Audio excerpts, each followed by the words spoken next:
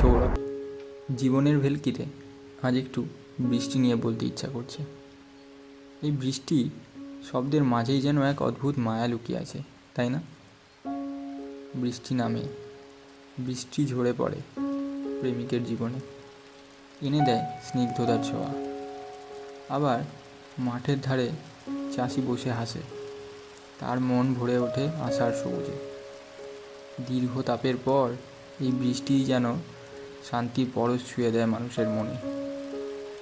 কিন্তু জানো কি, এই বৃষ্টিই কখনো আবার অসংখ্য হেরে যাওয়া মানুষের চোখের জলটাকে আড়াল করে রাখে নিঃশব্দে।